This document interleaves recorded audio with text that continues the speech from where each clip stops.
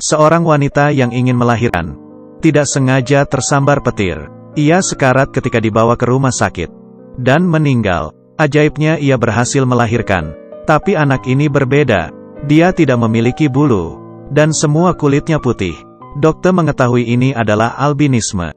Tapi tidak ada yang memperhatikan mesin EKG si bayi, yang sangat padat dan berarti. Ia terlahir dengan kekuatan. Ayah yang tidak mengerti kemudian ambruk. Menganggap anaknya monster, ia membawanya ke basement, dan membiarkan kakeknya yang mengurusnya. 18 tahun kemudian, kakek meninggal. Seorang sersan masuk ke rumahnya bersama dengan pengurus panti asuhan. Ingin mengadopsi dirinya. Mereka mendengar anak ini terisolasi selama 18 tahun. Dan tidak pernah mendapat pendidikan. Bukankah itu tidak manusiawi? Ketika mereka masuk ke basement, menemukan dirinya di sudut ruangan.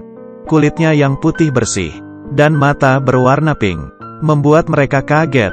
Dia berkata namanya Jeremy. Si pengurus menemukan Jeremy dapat berbicara dengan lancar. Tidak tampak seperti seseorang yang belum pernah belajar. Dia melihat rak buku. Ia mengambil novel yang populer, dan bertanya, "Kamu juga membaca buku ini?" Jeremy tidak menjawab, tapi membiarkan si direktur memilih satu halaman. Halaman 216. Jeremy mulai menghafal. Si direktur menjadi semakin kaget, karena tidak ada satu kata pun yang salah. Yang lebih mengagetkan lagi, Jeremy berkata, ia telah mengingat semua buku di sini. Melihat sekeliling, basement ini penuh dengan buku. Mungkin ada sekitar ribuan buku. Ia menyadari Jeremy adalah seorang jenius.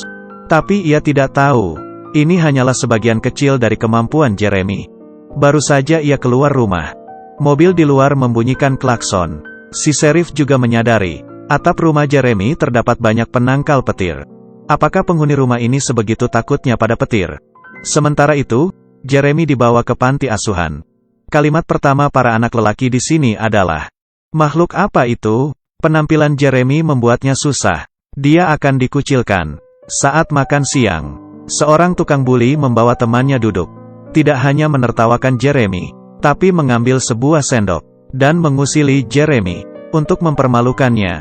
Tapi kali ini, ia salah pilih orang. Jeremy mengambil sendoknya, menggosoknya, kemudian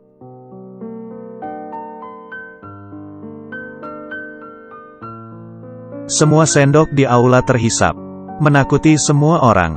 Benar sekali, ini adalah kemampuan kedua Jeremy, mengontrol magnetisme benda. Direktur yang tidak tahu menahu memeriksa Jeremy, memberinya sepasang lensa kontak biru. Ketika Jeremy pergi sekolah, berharap ia bisa belajar dan bersosialisasi. Tapi bisakah kamu bayangkan pelajaran pertama? Muncul masalah. Di kelas fisika, ada murid yang gemetaran karena gugup.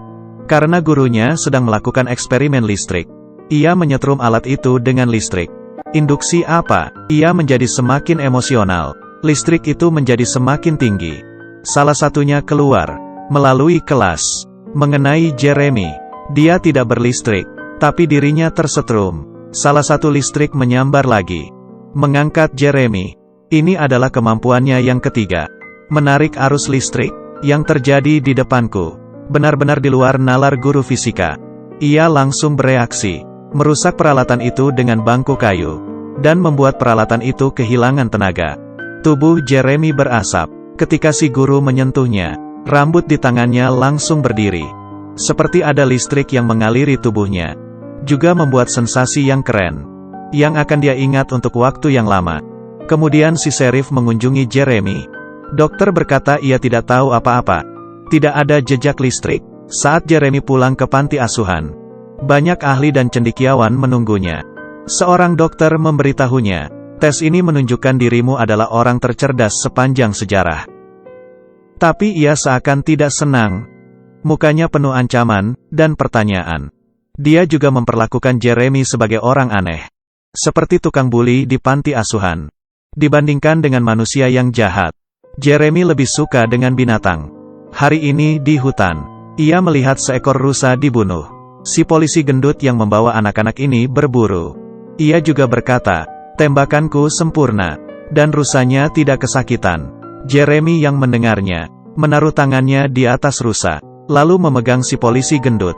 Ini adalah kemampuannya yang keempat. Transfer pikiran. Saat ini, perasaan rusa dipindahkan ke polisi gendut. Rasa sakit yang dihadapi saat kematian menusuk hatinya. Dia seperti mendapat siksaan yang banyak. Si polisi gendut menerima ganjarannya. Dan sebagai seorang yang lewat, Jeremy merasakan penderitaan si rusa. Dan hanya ada rasa kasihan di mata Jeremy. Semenjak saat itu si polisi gendut tidak pernah memegang senapan lagi. Ketika aku melihat hewan yang dibidik aku menjadi takut. Sheriff yang mengetahui masalah ini pergi ke Jeremy dan meminta bantuan. Ternyata istri sheriff telah lumpuh selama bertahun-tahun. Tidak bisa beraktivitas dan berbicara. Tapi setiap hari ia terlihat sedih. Sheriff ingin tahu, ada apa dengan istrinya. Jeremy menaruh tangannya di dahi istri sheriff. Merasakan apa yang ia pikirkan. Dan memberitahu sheriff, ia tidak bisa melepaskan anaknya. Karena sheriff memiliki hubungan yang buruk dengan anaknya. Dia berharap mereka berbaikan. Jika ia meninggal, maka mereka berdua akan sendirian. Sheriff menangis dan mengiyakan. Tidak apa-apa. Tidak lama kemudian istrinya meninggal dengan tenang di pelukan sheriff. Anaknya mendapatkan berita ini. Dia melihat mata ayahnya yang basah. Dan tiba-tiba semua menjadi jelas.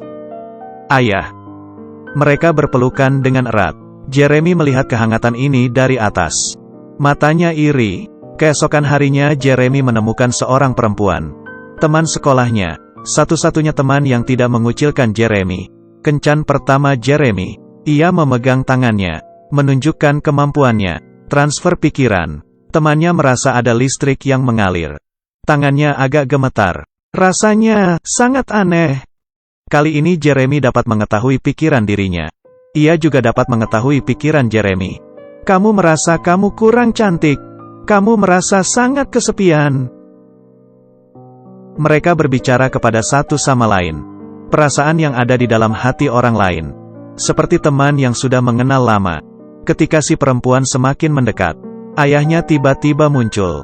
Mengganggu mereka. Memergoki Jeremy. Si direktur melihat. Datang dan membantu. Si pria melepas Jeremy. Berkata, bilang pada sampahmu untuk menjauhi anakku. Kemudian membawa anaknya pergi. Maaf. Hanya begitu saja. Cinta Jeremy yang belum mulai sudah kandas. Ketika pulang ia membereskan barangnya. Memutuskan untuk pergi dari tempat ini. Tapi bertemu tukang buli. Mengambil topi Jeremy. Membawanya keluar. Mempermalukannya di depan umum. Akibatnya energi Jeremy meledak. Melontarkan si tukang buli. Tidak ada detak jantung. Selesai sudah. Mereka panik. Jeremy berjalan menghampiri mereka. Menaruh tangan di dadanya. Menggunakan listrik di tubuhnya sebagai alat kejut jantung. Sekali lagi. Akhirnya ia selamat. Kemudian Jeremy pergi dari panti asuhan. Pulang ke rumahnya. Balik ke basement yang sudah ditinggalinya selama sekian puluh tahun. Hanya satu tempat ini yang bisa membuat dirinya merasa aman. Direktur datang mencarinya. Dia merasa sangat bersalah. Karena membawa Jeremy. Tapi tidak bisa memberinya hidup yang layak. Polisi juga tiba. Karena masalah barusan. Mereka ingin membawa Jeremy untuk ditanyai. Lalu ada hujan petir dari kejauhan. Jeremy tampaknya merasakan sesuatu. Ia yang biasanya takut akan petir. Kali ini menghampirinya. Menghadap awan gelap di langit. Merentangkan kedua lengannya. Awan gelap itu merasakan kehadiran Jeremy. Kilatan petir menghubungkan dirinya dengan langit. Ini adalah cara melarikan diri terkeren. Lebih bebas daripada angin.